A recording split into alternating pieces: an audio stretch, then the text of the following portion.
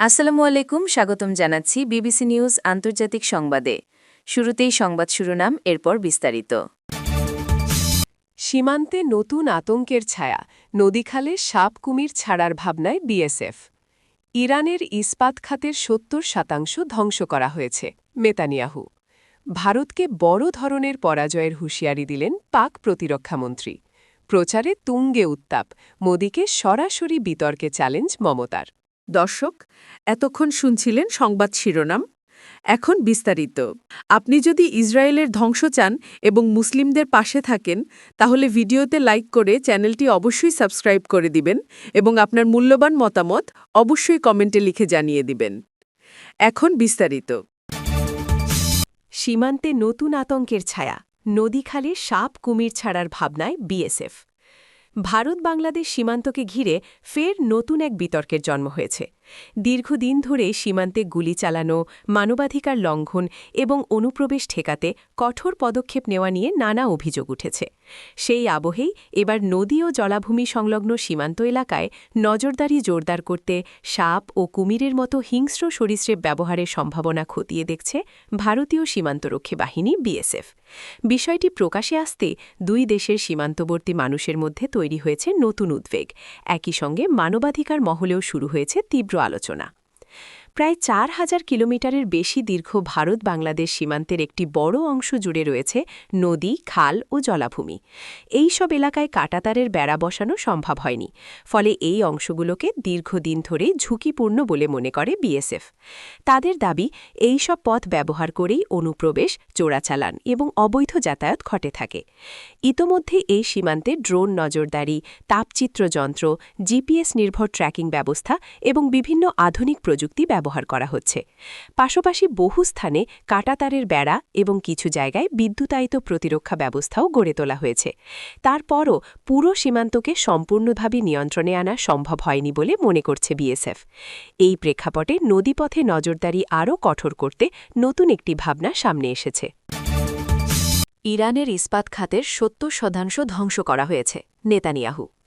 যুক্তরাষ্ট্র ও ইসরায়েলের সম্মিলিত বিমান হামলায় ইরানের মোট ইস্পাত উৎপাদন ক্ষমতার ৭০%ই ধ্বংস হয়ে গেছে বলে দাবি করেছেন ইসরায়েলি প্রধানমন্ত্রী বেনিয়ামিন নেতানিয়াহু। শুক্রবার ৩ মার্চ এক ভিডিও বিবৃতিতে তিনি জানান, ইরানের গুরুত্বপূর্ণ অবকাঠামো এবং শিল্পভিত্তিকে লক্ষ্য করে চালানো ধারাবাহিক হামলার ফলে এই ব্যাপক ক্ষতি হয়েছে। বিবৃতিতে নেতানিয়াহু বলেন, ইসরায়েলি বাহিনী বর্তমানে ইরানের সামরিক কমান্ডারদের নির্মূল করার পাশাপাশি গুরুত্বপূর্ণ সেতু ও বিভিন্ন অবকাঠামোতে বোমা বর্ষণ করছে।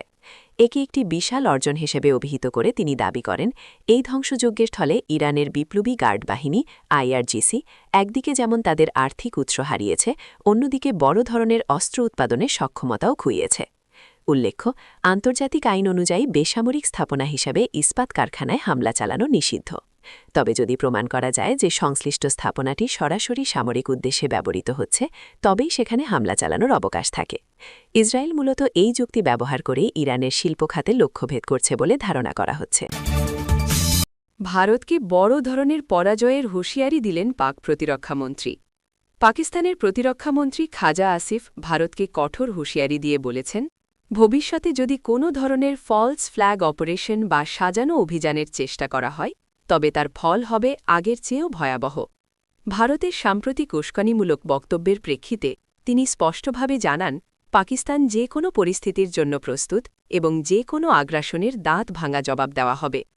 সমা টিভির একটি টকশোতে খাজা আসিফ দাবি করেন, ভারত আবারও পাকিস্তানের বিরুদ্ধে একটি সাজানো নাটক বা ফলস ফ্ল্যাগ অপারেশন চালানোর ষড়যন্ত্র করছে। তিনি ভারতকে সতর্ক করে বলেন, এবার এমন কোনো ধৃষ্টতা দেখালে ভারত আগের চেয়েও বড় পরাজয়ের সম্মুখীন হবে। ভারতের সীমানার ভেতরে ঢুকে আঘাত করার প্রচ্ছন্ন ইঙ্গিত দিয়ে তিনি বলেন, পাকিস্তান তার সার্বভৌমত্ব রক্ষায় পিছপা হবে না। ভারতীয় প্রতিরক্ষামন্ত্রী রাজনাথ সিংহের সাম্প্রতিক বক্তব্যের কড়া সমালোচনা করে আসিফ একে ভারতের হতাশার প্রতিফলন হিসেবে বর্ণনা করেন। তিনি বলেন, বর্তমান বিশ্ব পরিস্থিতিতে ভারত ক্রমেই গুরুত্বহীন হয়ে পড়ছে এবং তারা পাকিস্তানের ক্রমবর্ধমান আন্তর্জাতিক মর্যাদা মেনে নিতে পারছে না। প্রচারে তুঙ্গে উত্তাপ, মোদিকে সরাসরি বিতর্কে চ্যালেঞ্জ মমতার। পশ্চিমবঙ্গ বিধানসভা নির্বাচনকে ঘিরে রাজনৈতিক উত্তাপ ক্রমশ চরমে উঠছে। শুক্রবার ৩ এপ্রিল কলকাতার এক নির্বাচনী জনসভা থেকে প্রধানমন্ত্রী নরেন্দ্র মোদীকে সরাসরি এক মঞ্চে বিতর্কের চ্যালেঞ্জ ছুড়ে দিলেন মুখ্যমন্ত্রী মমতা বন্দ্যোপাধ্যায়। জনসভায় বক্তব্য রাখতে গিয়ে তিনি বললেন, প্রধানমন্ত্রীকে বলুন আমার সঙ্গে এক মঞ্চে বিতর্ক করতে, মুখোশ টেনে খুলে দেব। টেলিপ্রম্পটার ছাড়া তিনি কথা বলতে পারেন না, শুধু সাজানো সাক্ষাৎকার দেন। আমরা ভুল বললে তা সংশোধন করি। নির্বাচনী প্রচারে বিজেপির বিরুদ্ধে সরাসরি আক্রমণ শানিয়ে মুখ্যমন্ত্রী ভোটারদের একজোট হওয়ার আহ্বান জানান। তিনি বলেন, সবাই একসঙ্গে ভোট দিন, এরা সিপিএমের থেকেও ভয়ঙ্কর। এখন অনেক সিপিএম কর্মী বিজেপিতে যোগ দিয়েছে, এরা খুবই বিষাক্ত রাজনীতি করছে। ভোটার তালিকা নিয়ে বিতর্ক উঠে আসে তার বক্তব্যে। তিনি অভিযোগ করেন, ইচ্ছাকৃতভাবে অনেক ভোটারের নাম কেটে দেওয়া হচ্ছে। মমতা বলেন, যাদের নাম বাদ গেছে তারা দ্রুত ট্রাইব্যুনালে আবেদন করুন, পার্টি অফিস থেকে ফর্ম নিয়ে সাহায্য করুন। যারা নাম কেটেছে তাদের একটিও ভোট দেবেন না। মালদার সাম্প্রতিক ঘটনার প্রসঙ্গ টেনে তিনি উদ্বেগ প্রকাশ করে বলেন, একটি ঘটনা পুরো বাংলার সম্মান নষ্ট করেছে। তার দাবি, এই ঘটনার পেছনে বহিরাগতদের হাত রয়েছে।